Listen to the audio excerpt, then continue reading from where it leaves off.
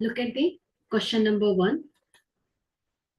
Ram's age after 15 years will be 5 times his age 5 years back. Then the present age of Ram is 15 ವರ್ಷಗಳ ನಂತರ ರಾಮನ ವಯಸ್ಸು ಅವನ ಈಗಿನ ವಯಸ್ಸಿನ ಹಿಂದಿನ 5 ವರ್ಷಗಳ 5ರಷ್ಟಿದ್ದರೆ ಅವನ ಈಗಿನ ವಯಸ್ಸು. ಸೊ ಇಲ್ಲಿ ಅವನ ಈಗಿನ ವಯಸ್ಸು ಗೊತ್ತಿಲ್ಲ, ರಾಮನ ಈಗಿನ ವಯಸ್ಸು ಗೊತ್ತಿಲ್ಲ. ಸೊ ಹಾಗಾಗಿ ನಾವೇನ್ ಮಾಡೋಣ, RAMs age will be X ಅಂತ ತಗೊಳ್ಳೋಣ. ಸೊ ಏನಾಗುತ್ತೆ ಮಕ್ಕಳೇ,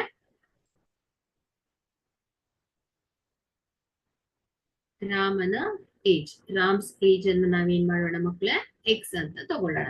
so after 5 years, so after 5 years ಅಂದ್ರೆ ಏನಾಗುತ್ತೆ ಹೇಳಿ. ಸೊ ಆಫ್ಟರ್ 5 years ಅಂದ್ರೆ ಎಕ್ಸ್ ಪ್ಲಸ್ 5. ಸೊ ಇಲ್ಲಿ ಏನ್ ಹೇಳ್ತಾ ಇದಾರೆ, 15 ವರ್ಷಗಳ ನಂತರ ರಾಮನ ವಯಸ್ಸು ಅಂದ್ರೆ ಏನಾಗುತ್ತೆ, ಆಫ್ಟರ್ 15 years. ಸೊ ಏನಾಗುತ್ತೆ ಇದು ಎಕ್ಸ್ ಪ್ಲಸ್ 15 ಅಲ್ವಾ. ಸೊ ಬಿಫೋರ್ 15 years ಅನ್ನ ಹೇಗ್ ಬರೀತೇವೆ ನಾವು, ಬಿಫೋರ್ 15 years ಏನಾಗುತ್ತೆ, ಎಕ್ಸ್ ಮೈನಸ್ 5 ಆಗುತ್ತೆ.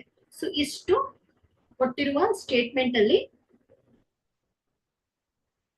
Ages and after 15 years and before 15 years ಅನ್ನ ನಾವು ಈ ರೀತಿ ಎಕ್ಸ್ಪ್ರೆಷನ್ ಅನ್ನ ಬರಿತೇವೆ. ಬಟ್ ಇಲ್ಲಿ ಏನ್ ಹೇಳ್ತಾ ಇದ್ದಾರೆ, ಸೊ 15 ವರ್ಷಗಳ ನಂತರ ರಾಮನ ವಯಸ್ಸು, ಸೊ ಅವನ ಈಗಿನ ವಯಸ್ಸಿನ ಹಿಂದಿನ 5 ವರ್ಷಗಳ 5ರಷ್ಟಿದ್ದರೆ. ಸೊ ಹೇಗಾಗತ್ತೆ ಇದು ಎಕ್ಸ್ಪ್ರೆಷನ್ ಏನಾಗುತ್ತೆ ಹೇಳಿ. ಸೊ ಇಲ್ಲಿ 15 ವರ್ಷಗಳ ನಂತರ x plus 15 is equal to, so ಏನಾಗ್ತಾ ಇದೆ ಇದು 15 ವರ್ಷಗಳ ನಂತರ ರಾಮನ ವಯಸ್ಸು ಅವನ ಈಗಿನ ವಯಸ್ಸು.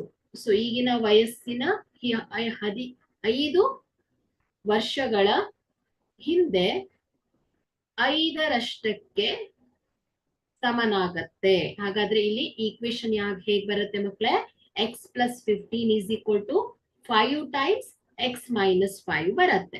ಸೊ ಇದನ್ನ ನಾವೇನ್ ಮಾಡೋಣ, ಸಿಂಪ್ಲಿಫೈ ಮಾಡೋಣ. ಸೊ ಏನಾಗುತ್ತೆ ಇದು, X plus 15 is equal to, so 5 into x minus 5 ಇದೆ.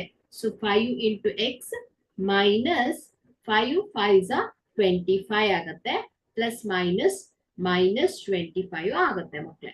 ಸೊ ಇಲ್ಲಿ ಲೈಕ್ ಟರ್ಮ್ಸ್ ಅನ್ನ ಏನ್ ಮಾಡೋಣ, ಸಿಂಪ್ಲಿಫೈ ಮಾಡೋಣ. ಸೊ ಸಿಂಪಲ್ ಇಕ್ವೇಶನ್ಸ್ ಅಲ್ವಾ ಇದು. ಸೊ ಇದನ್ನ 5x minus x is equal to ಏನಾಗುತ್ತೆ, 25 plus 15 ಆಗತ್ತೆ ಮಕ್ಕಳೇ. So 5x minus x is 4x is equal to 25 plus 15 is 40. So x is equal to ಏನಾಗುತ್ತೆ ಮಕ್ಕಳೇ, 40 divided by 4. So 4 1s are 4, 4 10s are 40.